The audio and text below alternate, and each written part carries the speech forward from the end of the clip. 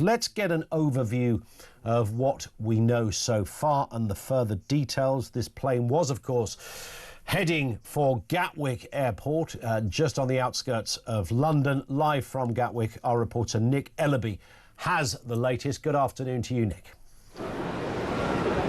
Yeah, good afternoon, Ian. Horrendous is the word. We've just had quite a grim update come through from the City Police Commissioner in Ahmedabad, who says he believes there are no survivors from this crash. We've heard also over 100 bodies have been taken from the crash site to Ahmedabad Hospital. In terms of what we know about this flight, it's an Air India flight on a Boeing 787 Dreamliner, flight AI 171, that took off this morning around 9 a.m. UK time from Ahmedabad in India. It was supposed to arrive here at Gatwick at 6:25 this evening.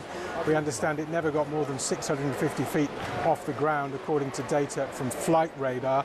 There was a Mayday signal put out just a minute or so after it took off, and lost signal within about a minute of takeoff. Until today, we understand that the Boeing 787 Dreamliner had never crashed, actually has an impeccable safety record.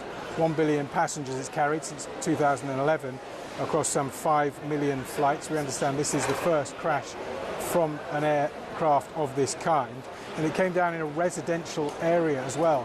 Reports it came down and hit a doctor's hostel in an area called Magani Nagar, just outside the compound of Ahmedabad Airport. 53 British nationals were on board. That has been confirmed by Gatwick Airport. 252 passengers in total, including the crew, probably of around 12 crew members. 169 Indian nationals, including 1 Canadian and 1 Portuguese national as well. We know that teams on the ground there are focusing on pulling people out of the rubble. Yeah, as I say, horrendous video and photographic evidence coming out from around the crash site. We know that there are already crisis teams set up here at Gatwick Airport. Gatwick Airport have recently put out a statement confirming those numbers from the passengers on board. They say they are liaising closely with Air India. There's a reception centre already set up here for relatives. The people here, the authorities on the ground, are telling me they've had a number of inquiries, people coming themselves, and also phone calls trying to find out what's happened to their loved ones and their family. Our thoughts and prayers are with them at the moment, Ian.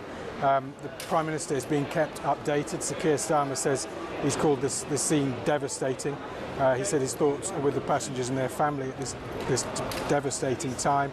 And also the Indian Prime Minister as well, Narendra Modi, has called the crash heartbreaking beyond words. We know this is the biggest crash Ahmedabad has ever seen. As I say, Foreign Office crisis teams are working here in London and also in India. And people can contact the Foreign Office and also Air India if they need more information. Nick, thank you very much indeed for that. And of course, naturally, that just desperate wait for news against all the odds from family members who will be waiting and wondering if a member of their family was involved, people who had been planning to go to Gatwick to pick up family members later this evening. In the last hour, the Foreign Secretary David Lammy has been speaking in the House of Commons. Here's what he said. My thoughts, and I'm sure those of the entire House, are with those who've been affected by the tragic plane crash in India this morning. We know that British nationals were on board, and Mr. Speaker, I can confirm that the FCDO is working urgently with local authorities to support British nationals and their families, and has stood up a crisis team in both Delhi and in London. And of course, any developments on that, we know that the Indian Prime Minister Narendra Modi has said the tragedy has stunned and saddened us all. It is heartbreaking beyond words in this hour. My thoughts are with everyone affected. Have been in touch with ministers and authorities who are working to assist those affected. This really is an extraordinary, huge crash of a passenger jet. Doesn't happen very often, but this appears certainly at this stage to be one of the worst we have seen for a long time, and the local police on the ground saying it would be unrealistic to imagine anybody would have survived. And of course, as Julie was saying with Philip Ingram a little earlier, when a crash happens into a largely residential area. You have casualties and fatalities on the plane itself, but then of course there's the story on the ground too. Full updates on the way.